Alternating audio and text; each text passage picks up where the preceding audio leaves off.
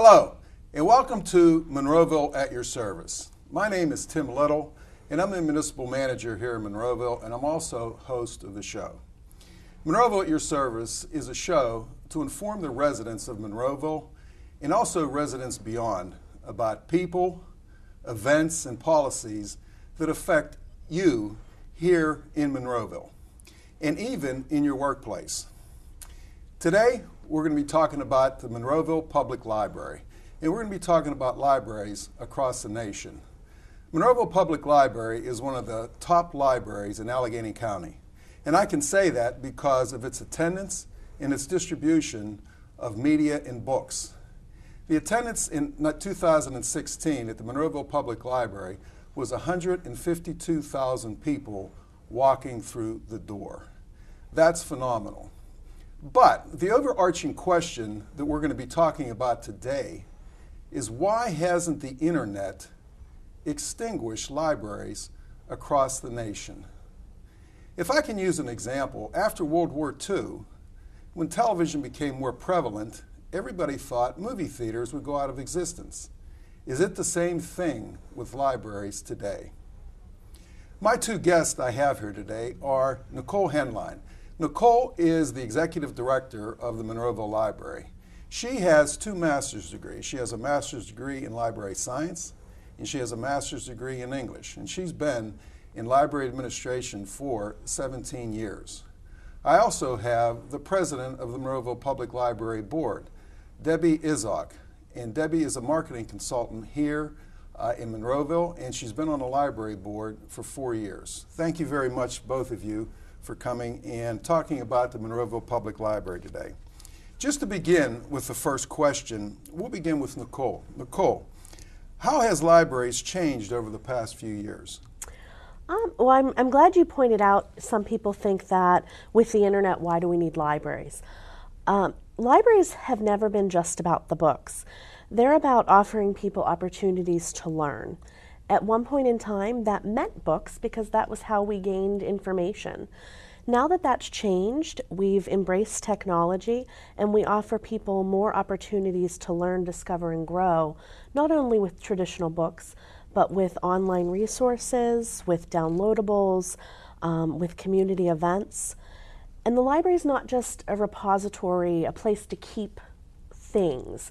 It's a place where people can feel welcome, where they can get together with their neighbors and community members, where they can have access to the traditional books, computer classes, electronic resources, DVDs, discussion groups. It's just a place where people can connect in a time when we do a lot of our connecting over the internet. This is a place where you can be personable with your neighbors.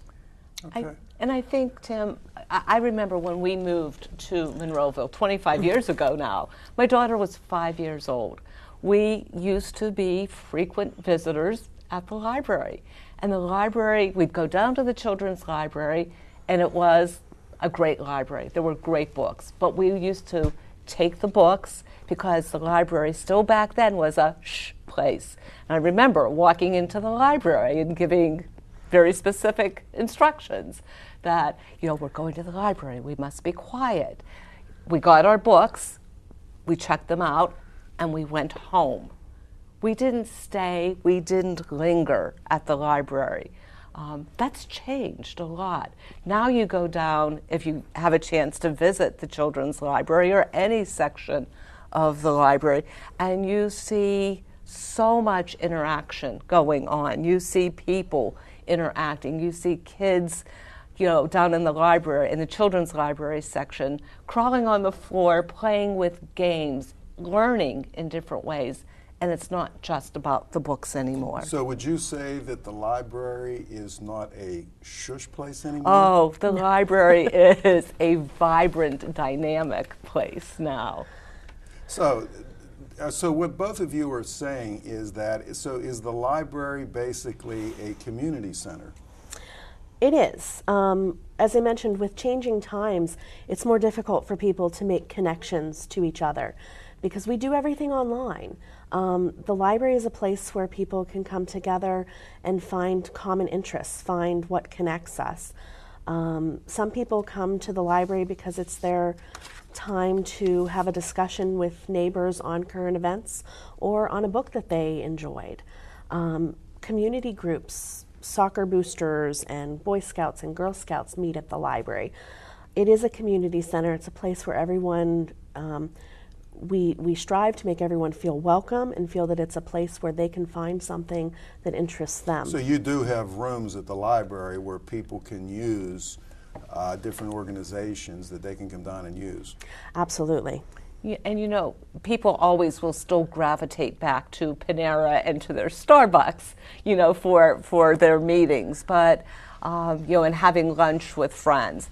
But we really want to make the library not just a community center, but a community anchor. And I think that's a really important difference that we're really striving to work towards, to make sure that people understand that the library is still always, their mission is always going to be about literacy, but it's how we are approaching that now and how we are inviting people into the library. Okay, let me ask both of you a question, and either one of you can answer. Have mobile devices and the internet, as I opened up with the show here, and the internet made the libraries and books less relevant and less popular? I think that's a question that I get, not only from residents, but I get it from colleagues, I get it from different elected officials, either statewide, local. You know, what is it? Has that taken over, you know, libraries at all? It's actually, it hasn't taken over libraries. It has been integrated into what we offer. Technology hasn't made libraries less relevant. It has actually made them more relevant, because libraries have always been a place where everyone can have access to information, no matter their economic situation, whether they can afford to purchase it. That used to be books. Now it is access to technology. So even if you can't afford to necessarily have an internet connection at home, you can come to the library and access that. You can borrow a Wi-Fi mobile hotspot and take it home to work on your job search, whatever the case may be. So the technology has been more integrated than taking over the library. And for a couple of reasons. We have ebooks, we have streaming content, everything that you can purchase on Amazon or Netflix, you can borrow for free at the library. And some of it you can download right to your own devices. Also, the library is a place where you can find specialists who can help you find what you need, even if you don't know what that is. Neil Gaiman is a best-selling author, and he said, Google can bring back 100,000 answers. A librarian can bring the right one. Very good, very good. So just like you were saying, Tim, in the beginning, movie theaters aren't going anywhere. Books aren't going anywhere. Books will always be a part of our lives. There is definitely a time and a place for technology. There is still obviously a time and a place for a good, solid, hard, physical book in your hand. And they're not going anywhere. No. I'm the same way. I like to have a newspaper in my hand. When I read the newspaper in the morning, and maybe I'm old school, and I do read it on my iPad occasionally, but I still like to have the newspaper, even getting it out of the mailbox in the morning. It's comforting. There's yes. something comforting. When I travel, I like my technology. When I want to curl up on the couch, I want my book. And I mentioned this at the outset of the show about the attendance at the Monroeville Public Library, which really surprised me when Nicole informed me of this. But how has use and attendance dropped off or changed, not only with the Monroeville Public Library, but libraries across the country? Where is that right now? Library usage has expanded in many ways for several reasons. starting back in 2007, 2008, when finances were hard for a lot of people, and they still are for a lot of people, it was a way to save money. It was a way that you could go and borrow these items that you needed for school or for work or for a job search or just for entertainment, and you could borrow them for free. And so library use has expanded. And again, I do think a lot of it is the fact that libraries have become community centers. It's not just about the items, it's about people making connections. And so when they come to programs, they meet people and they find people who have like interests. So from year to date, 2016 to 2017, our circulation has increased by 14%, and those are the items that go out, whether physical items or electronic items. We've had an 8% increase of people through the door and a 72% increase in program attendance. If I could interject right there, if somebody comes into the Monroeville Public Library and they ask one of the attendants there for a book or a DVD, a CD, if we don't have it, maybe another library in Allegheny County has it. Am I correct on that? And you can get it for them. Yes, we are part of the Allegheny County Library Association, and it's a consortium that allows us to share a huge catalog of items. And so even if we don't have it, we can get it for you. And if and mostly we can get it within a few days. That was my next question. How long it usually takes? About a few days? It depends on what it is. If it's a bestseller, it might take a week or two because there might be 700 copies in the system, but there might be 1,200 people waiting for them. But if it's a book that is a year old or even 6 months old, you can usually get it within 2-3 days. Okay. And you can pick it up at any library, no matter what card you have. So if you work downtown and you want to pick it up downtown, or you work downtown, you live in Monroeville, you can order it downtown and pick it up in Monroeville. It's a great thing that we have as a county system where we can be very flexible. Okay, one of the things I understand also is that the library, with the library board, you're embarking on a strategic plan. And if you could tell me a little bit about what is the goal with developing a strategic plan, why are you doing it, what's the initial step in doing the strategic plan? I think part of the importance of the library, as we understand it, is that our need to be relevant to our community. And it's not what the library wants, but it's what the community really needs. And trying to understand not just the immediacy of it, but looking out beyond, today, tomorrow, this year. We're really trying to get a better feel and handle so that we can be planning for the future growth of Monroeville and for the future growth of the library. So the board has undertaken an assessment of looking at how to respond as we've been looking at technology and talking about technology, as we're looking at the changes in education with our students and what's happening in the schools today. Where do we go with that? So the first step in our strategic plan, something that we are doing right now, that we are actively out there trying to get started, is a community survey. And we really want to hear back from our residents, whether they're a library user or not, whether they have a library card or not, whether or not they have been inside the library in the last 6 months or a year. We want both active library users and all residents to participate in a survey that will let us know more about what's important to them. So we are doing this survey currently. It will continue through the middle of October, and we ask everyone to take the survey, and it's easy. If they go to the library website, which is www.monroevillelibrary.org, right there on the home page, you will see a take the survey, and they can just click on that. It takes about, I don't know, about 10, 15 minutes to participate in the survey. It is a totally anonymous survey.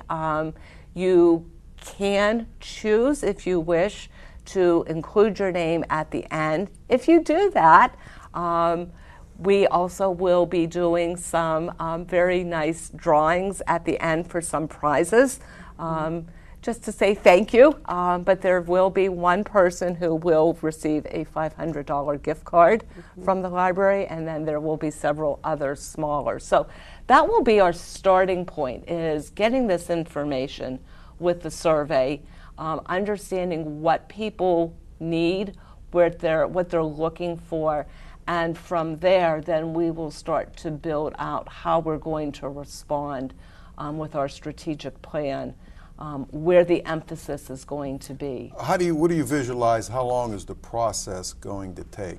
So the first year, this first month, obviously, is the accumulating of the residents' input. It will take another, probably until the end of the year, to really aggregate all of that information, and to start to pull out the kind of information that we need. It's a very methodical process. So then starting next year, we will start to actually put hopefully the first part of the plan into place. Obviously, we are constantly making changes and responding. We are, and we want to just make sure, as we are making changes to respond to the needs and the wants of the community, that we're looking at the bigger picture, and we're moving in a direction that is that makes sense for the long term. So it will be immediate, it will be a 3, and it'll be a 5-year plan that we're looking at. All right, okay.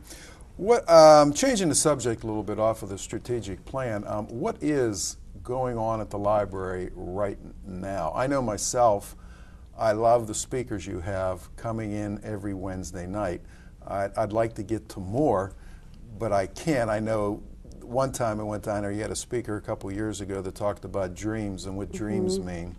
And then one of my favorites is the gentleman that wrote the book, Voices from the Attic, about the Civil War. I've done a lot of reading myself on the Civil War, and I bought his book. So I really like the Wednesday night speakers you have. But what else is going on at the library? So much.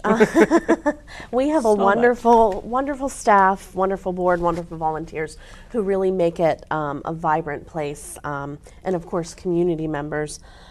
And right now, it's Love Your Library Month in Allegheny County. And what that means is anything that is donated in September, 1st through 30th, either donated or fundraised, will be matched in a prorated way by the Buncher Foundation. And so every dollar that is donated will stretch in the month of September. And there are many ways to help the library in September. That includes this Saturday. There is a trivia night hosted by the Friends of the Library. It is their third trivia night. The first 2 were great successes. Everyone had a great time. People can come by themselves, or they can bring a partner or a team. If you come by yourself, you'll be put on another team. And there are great prizes. The ticket cost of $20 includes snacks and drinks, and it is BYOB. So it should be a great time, and all those proceeds go to the library and will be part of the match during September. Also, this Thursday at Panda Express, anything that is purchased, if you mention the library or show them the card that you can either print offline or pick up at the library or here at the municipal building, 20% of the bill will come back to the library. And in addition, Dad's Pub and Grub was kind enough for the entire month of September, 1st through 30th. If you bring the flyer that says you want to support the library, 10% of your bill goes back to the library. All of that information is, by the way, on the Monroeville Library website. Yes. And last year during Love Your Library Month, it was the first time they had done it, we were fortunate enough to raise money for an elevator, which is in the process of coming to fruition. We're still working on the bidding process. But we do want to thank everyone who donated last year, because their money was stretched both by the Buncher Foundation and the Keystone Grant that we received. And so, which, if I'm not mistaken, was for what, $100,000? $100,000, yes. And so this year's project. So we keep dreaming and thinking big, and we keep looking at what would the community, how would the community benefit? How would the library benefit? The library sits on a beautiful parcel of land right at the Gateway campus school area. And behind the library is a beautiful piece of land that we really would like to see developed more. So we are dreaming big. We would love to build a what we're calling our backyard pavilion. So a very large pavilion that could seat and accommodate up to 100 people, that would have a kitchen, an outdoor kitchen with it, that would have some beautiful community garden space to go along with it, and to have a small amphitheater. So the library being able to access that for programming, but also being able to make it accessible for community use as well. I have to say, Monroeville residents and the business community are just really been incredibly responsive and generous and supportive of the library, and we're so appreciative, so grateful for that.